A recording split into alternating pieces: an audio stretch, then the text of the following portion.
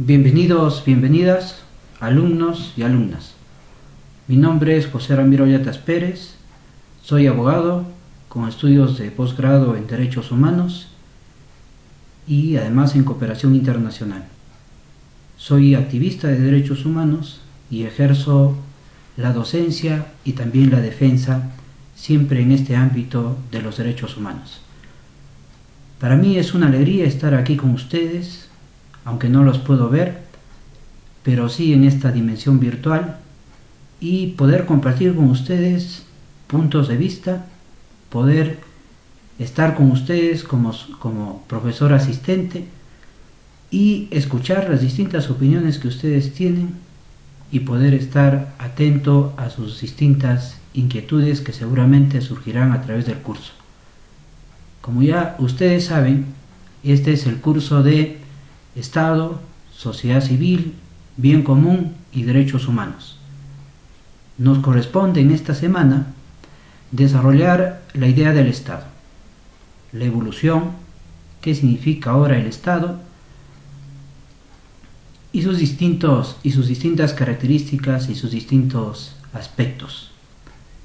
En ese sentido, alumnos y alumnas, les hemos propuesto 4 lecturas obligatorias y otras lecturas que son electivas en el caso que ustedes deseen seguir profundizando en esta materia.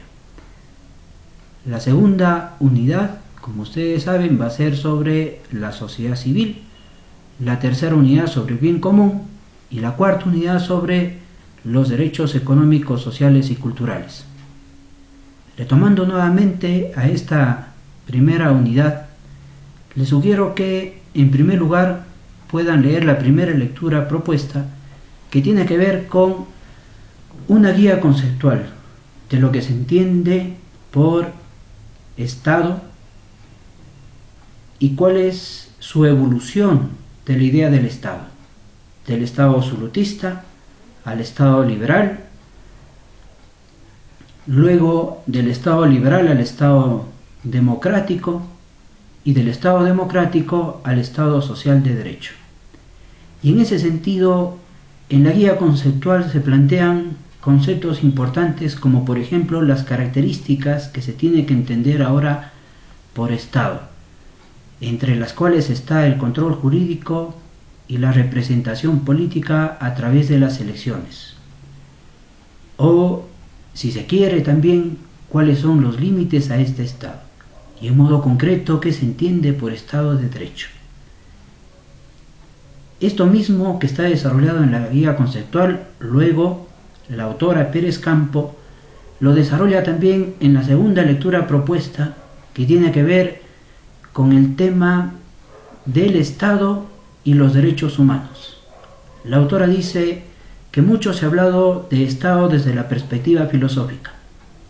Sin embargo, la autora plantea hablar del Estado desde la dimensión política y qué significa Estado en relación a los derechos humanos, concluyendo, y por eso nos parece muy enriquecedora este punto de vista, que el Estado está estrechamente ligado a los derechos humanos y que el Estado moderno ahora se tiene que entender de ese modo. Les invito, alumnos y alumnas, a poder reflexionar sobre este tema. Luego, desde la perspectiva de la filosofía política, la siguiente lectura, que sería la tercera, nos plantea una reflexión también bastante enriquecedora, planteando a nivel provocativo, diríamos nosotros, si la violencia es condición de la política, como lo plantea Carl Schmitt, o la violencia disuelve la política, como lo plantea Hannah Arendt. En ese sentido, el nivel de reflexión es bastante interesante, porque si partimos de la idea que plantea Carl Schmitt de que la violencia es condición de la política, estamos hablando de un estado de permanente conflictividad, y entonces el Estado se organiza para poner orden. En cambio, lo que plantea Hannah Arendt es que la política sería la ausencia de la violencia, porque sería la capacidad de los ciudadanos y ciudadanas, de las personas, de ponerse de acuerdo, de llegar a consensos. ¿Por qué nos interesa lo político? Porque lo político es lo que crea el Estado, y dependiendo de las fuerzas políticas vamos a tener determinadas características de este Estado. La cuarta lectura es un análisis más bien desde el derecho constitucional, y en modo concreto desde un principio fundamental que describe no solamente el derecho constitucional o la Constitución, sino el Estado democrático de derecho, y que es tan antiguo como la idea del Estado, y es el principio de la división de poderes. El autor, desde la realidad chilena, nos plantea de que siempre se ha pensado que la división de poderes en poder legislativo, judicial y ejecutivo pareciera ser un principio inmutable que no ha sufrido cambios a través de la historia. Sin embargo, es un principio que ha sufrido muchos cambios, y en modo concreto plantea, por ejemplo, la problemática de las empresas multinacionales que ahora tienen mucho más poder que muchos estados, o que su poder económico en modo concreto es mucho más fuerte que muchos estados,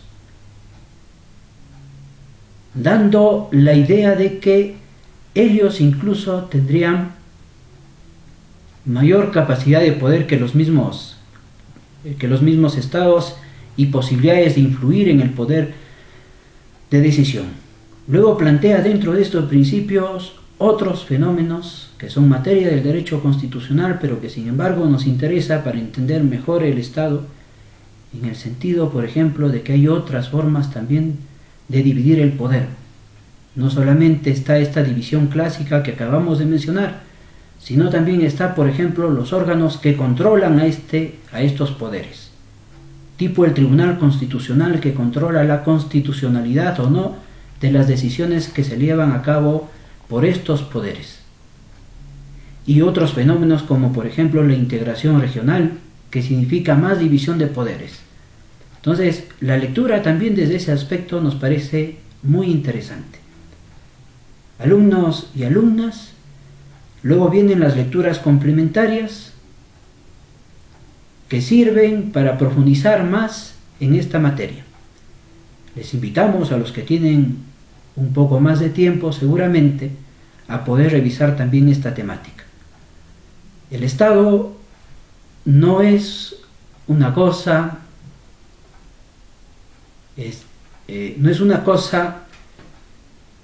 o la idea de Estado no es una cosa que permanece en el tiempo sin que se generen cambios. Responden a reformas históricas, responden a hechos históricos, y es importante entender el Estado también desde nuestra realidad histórica, desde nuestra realidad latinoamericana. En ese sentido, la evaluación que les planteamos es participar en los foros de discusión. Les pedimos que puedan participar desde el inicio. No esperen el final del foro, porque entonces ya no sería discusión. Participen desde el día martes, desde el día miércoles, dando a conocer sus inquietudes, sus puntos de vista, respondiendo a las preguntas que les hemos planteado en el foro. Se pide como criterio de evaluación al menos 2 intervenciones en el foro. El puntaje para esta unidad es de 25 puntos, sumados a las 3 otras unidades. Al final del curso harían 100 puntos. Alumnos y alumnas, nuevamente espero poder acompañarles lo más cerca posible en esta experiencia que comenzamos ahora. He querido dar una breve reseña de lo que significa esta unidad. Sin embargo, es solamente pequeños puntillazos, como se dice, o pequeños rasgos de lo que es esta unidad.